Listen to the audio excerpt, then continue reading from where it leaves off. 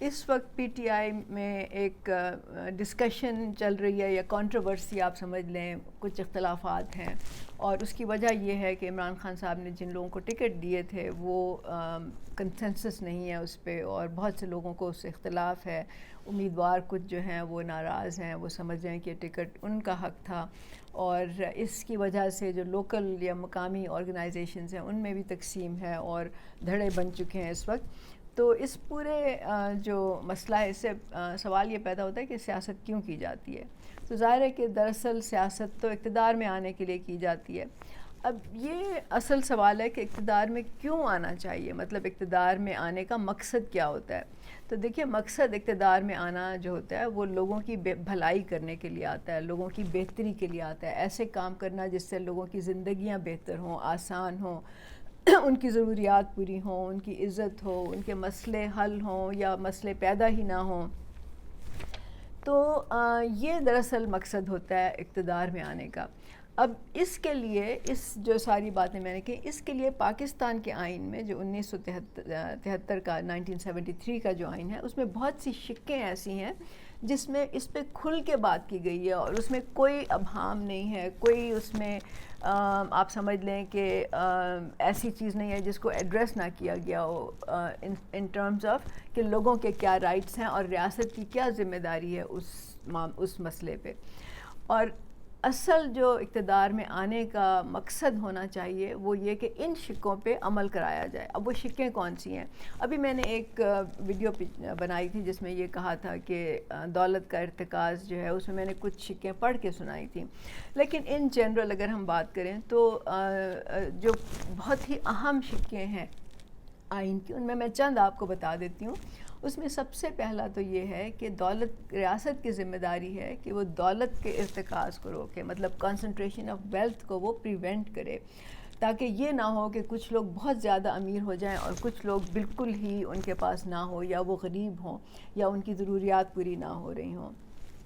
یہ ایک بہت ہی اہم شق ہے، اور اس کے لیے انہوں نے کہا ہے، آئین میں لکھا ہے کہ اس کے لیے انکم ڈسپیرٹی کو کم ہونا چاہیے، اس کے لیے جو ذرائع پیداوار ہیں ان کا کنٹرول جو ہے وہ چند ہاتھوں میں نہیں ہونا چاہیے۔ اس کے علاوہ اس میں یہ لکھا ہوا ہے کہ جو امپلائر اور امپلائی مطلب جو کہ مالک اور ملازم ہے، اس کے درمیان بیلنس آف رائٹس ہونا چاہیے۔ جو لینڈ لارڈز ہیں بڑے بڑے، وہ اور جو ان کی زمینوں پہ کام کرتے ہیں، ان کے درمیان بیلنس ہونا چاہیے۔ مطلب یہ نہیں کہ طاقت جو ہے وہ صرف ایک کے پاس ہو، دوسرے کے پاس نہیں، اٹ شوڈ بی بیلنسڈ، اور رائٹس جو ہیں وہ بیلنس ہونے چاہیے۔ جو اس کے بعد ایک جو بہت ہی امپورٹنٹ کلاز ہے آئین میں، وہ یہ ہے کہ from each according to his ability to each according to his need. اس کا مطلب ہے کہ معاشرے میں، شہریوں میں جس کے پاس جو بھی ابیلٹی ہوگی، جس کی صلاحیت ہوگی، اس سے اتنا ہی کام لیا جائے گا، اور پھر اس کام کے مطابق اس کو معاوضہ دیا جائے گا۔ اس کے علاوہ یہ بھی لکھا ہوا ہے کہ ریاست کی ذمہ داری ہے کہ وہ تمام شہریوں کی بنیادی ضروریات پوری کرے، بلا تفریق رنگ، نسل وغیرہ وغیرہ کے۔ اچھا، اب اس میں خاص طور سے عورتوں کے رائٹس کی بات کی گئی ہے، ورکرز کے رائٹس کی بات کی گئی ہے، ایسوسیشن، رائٹ ٹو ایسوسیشن کی بات کی گئی ہے، right to freedom of expression کی بات کی گئی ہے۔ تو بہت سی ایسی شقیں ہیں جس میں کہ انسانوں کی بہتری کے لیے ایک آپ سمجھ لیں کہ براڈ پرنسپل جو ہیں، اصول جو ہیں وہ متعین کیے گئے ہیں۔ جو کانسٹیٹیوشن بنانے والے تھے، جو فریمرز آف کانسٹیٹیوشن تھے، ان کا مقصد یہ تھا کہ ایک براڈ پرنسپل ہم طے کر لیں، اصول طے کر لیں، اور پھر اس کے لیے جو ہے اسمبلیاں جو ہیں وہ آہستہ آہستہ اس کے لیے قانون سازی کریں گی۔ اسی طرح اس میں یہ بہت ہی ایک اہم شق ہے، اس میں یہ لکھا ہوا ہے کہ ریاست کی ذمہ داری ہے کہ وہ لوگوں کا استحصال بند کرے، استحصال کا خاتمہ کرے وہ۔ تو یہ تو اقتدار میں آ کے آپ جب اسمبلیوں میں جاتے ہیں تو آپ کی بنیادی ذمہ داری جو ہے وہ یہ ہوتی ہے کہ آئین کی ان شقوں پہ آپ عمل درآمد کرائیں۔ 75 سال ہو گئے ہیں، لیکن اس میں ہمیں نظر نہیں آتا کہ کبھی کسی نے آئین کی ان شقوں پہ یا ان کلازز پہ بات بھی کی ہو۔ آپ کبھی دیکھ لیں کہ جب جلسوں میں بات ہوتی ہے، جب لوگ اسمبلیوں میں بات کرتے ہیں، جو بل پیش ہوتے ہیں، جو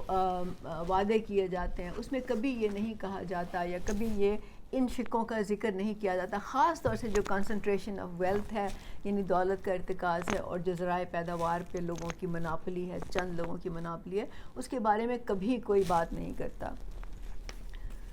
تو اصل بات یہ ہے کہ سارا جھگڑا جو ہے اس وقت، اس پوری بحث میں جو اس وقت الیکشن پہ ہو رہی ہے، وہ یہ طاقت کے حصول کا ہے، اور طاقت کا حصول اس وقت صرف اس لیے ہے کہ آپ کو آپ کی دولت میں اضافہ ہو، آپ کے اثر و رسوخ میں اضافہ ہو، جس کی وجہ سے آپ کا کاروبار مزید بڑھے۔ تو اس کے لیے لوگ جو ہیں وہ یہ جھگڑے کر رہے ہیں، اور آپ کو معلوم ہے کہ کروڑوں خرچ بھی کر رہے ہیں۔ ابھی تو یہ بھی بات ہوئی تھی کہ پی ٹی آئی میں لوگوں سے مانگے گئے ہیں 1 کروڑ یا اس سے زیادہ پیسے مانگے گئے ہیں عمران خان سے ملنے کے لیے یا ٹکٹ دینے کے لیے وغیرہ وغیرہ۔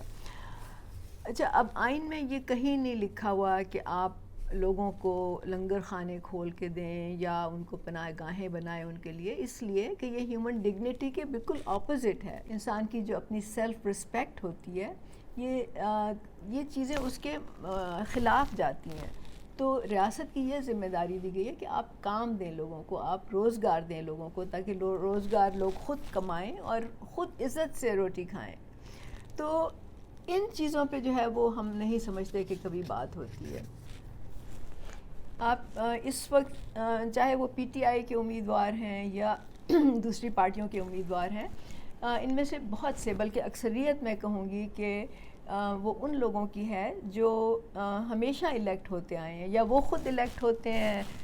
یا ان کے رشتہ دار الیکٹ ہوتے ہیں۔ آپ کو معلوم ہے کہ ایک ہی فیملی کے جو لوگ ہیں وہ کئی پارٹیوں میں ہوتے ہیں، تاکہ وہ ان میں سے کوئی بھی اگر جیت جائے، کوئی بھی پارٹی جیت جائے تو فائدہ پورے خاندان کو ہی ہوتا ہے۔ تو اس طرح سے ان خاندانوں کی اجارہ داری ہوتی ہے۔ تو آپ ان کا ریکارڈ اٹھا کے دیکھ لیں، کیا کسی نے کبھی بات کی ہے کہ آئین کی ان شقوں کے بارے میں ذکر بھی کبھی کسی نے کیا ہے؟ اور یہ صرف یہ بات نہیں ہے، بلکہ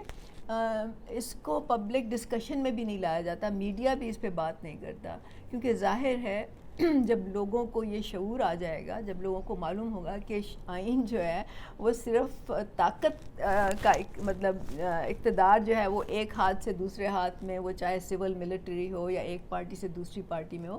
صرف یہ اس کے بارے میں نہیں لکھا گیا۔ آئین کا مقصد صرف یہ نہیں تھا کہ طاقت کیسے، مطلب اقتدار کس کو ملے گا یا جو لوگ اقتدار میں آئیں گے ان کی کیا ذمہ داریاں ہوں گی، بلکہ آئین کا مطلب جو تھا وہ ایک سوشل کانٹریکٹ تھا، ایک معاہدہ تھا جو ریاست اور شہریوں کے درمیان ہوتا ہے۔ اب عمران خان صاحب بار بار قانون کی بالادستی کی بات کرتے ہیں، اور وہ کہتے ہیں کہ جب تک قانون کی بالادستی نہیں ہوگی پاکستان ٹھیک نہیں ہو سکتا۔ لیکن سوال یہ پیدا ہوتا ہے کہ کون سا قانون؟ کیا صرف وہی قانون جو عدالتوں میں ہوتا ہے، جس میں کہ زمینوں کے جھگڑے ہوتے ہیں، جس میں قتل کے مسائل ہوتے ہیں، یا جس میں یہ ابھی اس وقت جو پارٹیاں آپس میں لڑ رہی ہیں، کیا صرف وہی قانون ہوتے ہیں؟ کیا اسی پہ پورا عدالتی نظام جو ہے، کیا صرف ہم اسی کو قانون کہا جا سکتا ہے؟ آئین جو ہے اس میں جو امپورٹنٹ چیزیں ہیں اس پہ تو قوانین بنے ہی نہیں ہیں، اس پہ تو کوئی لائے عمل بنا ہی نہیں ہے، اس کو تو امپلیمنٹ کرنے کا کسی نے سوچا ہی نہیں ہے۔ تو آپ اس کی طرف بھی توجہ دیں، اور اگر آپ برابری پارٹی میں نہیں بھی ہیں، آپ کسی بھی پارٹی میں ہیں، تو آپ اپنے لیڈرز سے پوچھیں، اپنی پارٹیوں سے پوچھیں کہ آپ ان شقوں کے بارے میں آپ کیا کہتے ہیں، ان شقوں کے بارے میں آپ کی کیا رائے ہے؟ کیا آپ جب جائیں گے اسمبلی میں تو آپ ان کو امپلیمنٹ کریں گے یا نہیں کریں گے؟ اس سے آپ کو پتہ چلے گا کہ ان لوگوں کا اقتدار میں آنا جو ہے اس کا مقصد کیا ہوتا ہے۔ برابری پارٹی پاکستان کا آپ دیکھ لیں، ہمارے پیمفلٹس دیکھ لیں، ہماری ویب سائٹ پہ جا کے دیکھ لیں، ابھی جو ہمارا منشور ہم نے الیکشن کے لیے جو ہم نے منشور کے نکات بھی پیمفلٹ بنایا اس کو پڑھ لیں۔ ہمارا تو مقصد ہی یہ ہے کہ اس دولت کی تقسیم کو ہم سمجھتے ہیں بنیادی طور پہ یہ غلط ہے، اور جب تک یہ نہیں ٹھیک ہوگی ہم نہیں سمجھتے کہ قانون کی بالادستی ہو سکتی ہے، ہم نہیں سمجھتے کہ عدالتیں ٹھیک کام کر سکیں، کیونکہ جب تک آپ کے پاس پاور بیلنس ہی نہیں ٹھیک ہوگا، جب تک کچھ لوگ بہت امیر ہوں گے اور اس کی وجہ سے ان کے پاس طاقت ہوگی، کچھ لوگوں کے پاس اثر و رسوخ زیادہ ہوگا اور کسی کے پاس کم ہوگا یا نہیں ہوگا، تو ظاہر ہے کہ عدالتی نظام جو ہے وہ ہمیشہ طاقتور کے فیور میں فیصلے کرتا ہے، اور یہ پوری دنیا میں ہوتا ہے، یہ کوئی پاکستان کوئی اس میں کوئی عجیب و غریب بات نہیں ہے۔ تو جب تک آپ اس پاور بیلنس کو ٹھیک نہیں کریں گے، جو کہ دولت کی تقسیم سے ہوتا ہے، تب تک یہ صحیح نہیں ہو سکتا۔ یہ ہمارا ہمیشہ سے موقف رہا ہے، ہم نے کہا ہے کہ ہمارا تو برابری کا مقصد ہی یہ ہے کہ تمام وسائل اور مواقع پر تمام لوگوں کی برابر کی دسترس ہونی چاہیے۔ تو ہم تو یہ ہمارے سامنے تو بالکل لائے عمل کلیئر ہے، ہم تو کہتے ہیں کہ اس ملک میں وڈیرہ شاہی ختم ہونی چاہیے، لینڈ ریفارمز ہونی چاہیے، یہ جو سرداری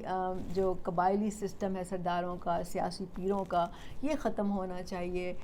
خانزم ختم ہونا چاہیے، سرمایہ داری نظام جو ہے ختم ہونا چاہیے۔ تو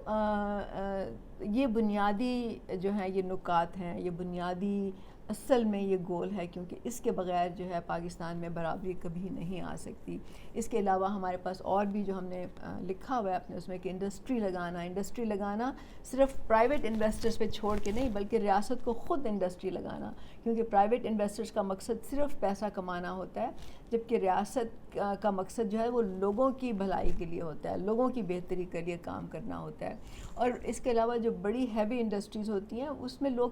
پرائیویٹ انویسٹرز نہیں، ان کے پاس کیپیسٹی ہی نہیں ہوتی، یا ان کے پاس یہ سکت نہیں ہوتی کہ وہ اس کو وہ آگے چلا سکیں، تو یہ ریاست کی ذمہ داری ہوتی ہے۔